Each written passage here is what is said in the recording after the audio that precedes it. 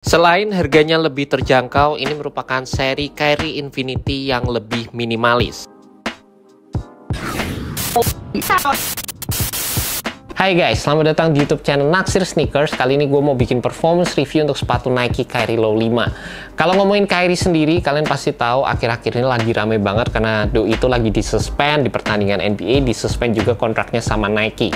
Well, karena dia melakukan tindakan yang menurut gue sih sebenarnya harusnya bisa dihandle lebih baik, kurang appropriate juga penempatannya, dan dikabarkan melakukan atau menyebarkan hate speech di salah satu platform sosial medianya.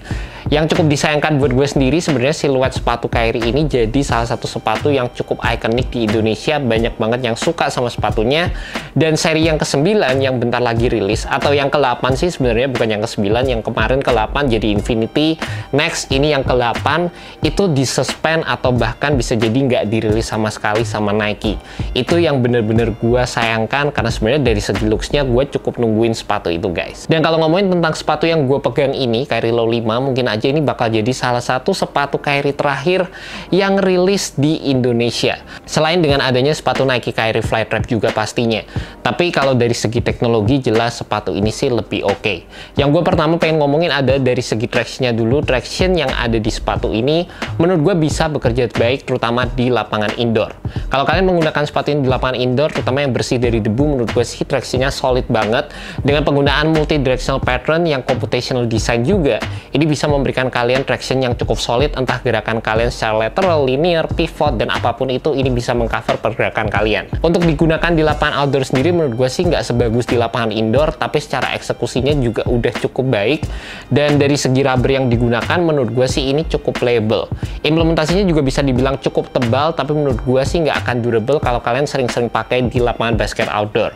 Kalau sesekali aja sih menurut gue nggak akan masalah. Dan juga rubber yang digunakan di sepatu ini udah menggunakan XDR.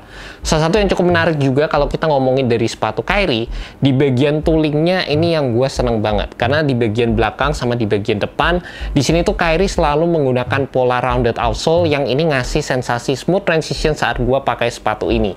Dan ini yang selalu bikin gue kangen sama sepatunya Kyrie dan udah identik banget sama seri signature-nya Kyrie guys. Juga kalau ngomongin dari segi teknologinya sendiri, sebenarnya teknologi yang ada di sepatu ini tuh standar banget.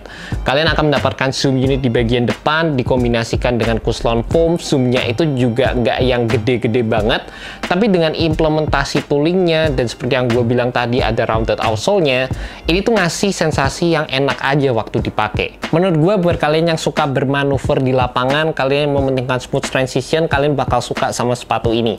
Memang dari segi zoomnya jelas kalau dibandingin sama Kyrie Infinity lebih berasa karena sepatu tersebut menggunakan zoom turbo, dan di sepatu ini cuma rectangle unit aja yang kecil di bagian depan. Cuma sewaktu dipakai menurut gue implementasinya udah proper banget, perpaduan antara Kuslon foam, zoom di bagian depan, kalian masih tetap bisa ngerasain bouncy-nya sedikit, dan secara overall sih menurut gue masih nyaman dari segi tooling dan cushionnya sewaktu dipakai. Selain itu di bagian bawah kalian juga akan mendapatkan base yang terbilang cukup lebar, jadi di sepatu ini meskipun bawahnya agak rounded, sepatu ini tetap dapat memberikan kestabilan yang kalian butuhkan saat menggunakan sepatu ini di lapangan. Untuk bagian desain dan juga penggunaan material yang ada di sepatu ini sebenarnya cukup identik dengan apa yang bakal kalian dapetin di sepatu Nike Kyrie Infinity. Sayangnya yang cukup membedakan adalah di sepatu ini kita tidak akan mendapatkan material leather. Yang itu sebenarnya juga ngasih depth yang cukup oke di sepatu Nike Kyrie Infinity. Cuma di sepatu ini mostly kita akan mendapatkan textile build material dan ada beberapa fuse layering material juga di bagian uppernya. Sewaktu gue pakai sepatu ini, gue ngerasa dari segi materialnya sebenarnya cukup minim break in time, terutama di bagian toe areanya ini cukup nyaman sewaktu pertama kali dipakai, dan mungkin di bagian sini kadang ini butuh break in time dikit aja, tapi seiring kalian pakai sepatu ini, fitnya itu menurut gue nyaman banget, snug one to one, dan gue ngerasa dari segi bagian sampingnya, dimana di sini ada partial lockdown system yang identik sama apa yang ada di sepatu Nike Kyrie Infinity, ini udah bekerja dengan sangat baik di sepatu ini. Gue sih seneng ya secara desainnya, ini berasa kayak lebih minimalis, lebih simple, dan sewaktu dipakai masih bisa ngasih fitting ataupun lockdown yang nyaman sewaktu gue pakai. Di bagian belakang di sini padding-paddingnya juga terbilang cukup standar, nggak terlalu banyak, nggak yang tebel-tebel banget, tapi sculptingnya oke. Dan dari segi sizingnya menurut gue sih sepatu ini fit true to size dan aman-aman aja sih. Nyaman banget sewaktu gue pakai. Pastikan kalau kalian punya kaki yang sedikit lebih lebar, kalau kalian bisa cobain dulu di toko, pastikan kalian cobain dulu sehingga kalian nggak sampai sampai salah beli size di sepatu ini. Dengan adanya fitur lockdown yang bagus di sepatu ini menurut gue jadi salah satu penunjang utama dari segi support, dimana ini tuh bisa memberikan kalian containment yang optimal sewaktu kalian menggunakan sepatu ini di lapangan. Di bagian samping di sini ada ekstra materialnya juga. Selain ini berfungsi sebagai fitur lockdown di bagian lateral, ini juga berfungsi untuk memberikan kestabilan saat kalian menggunakan sepatu ini, dan ini ditunjang juga dengan penggunaan base yang lebar di bagian bawah sepatunya.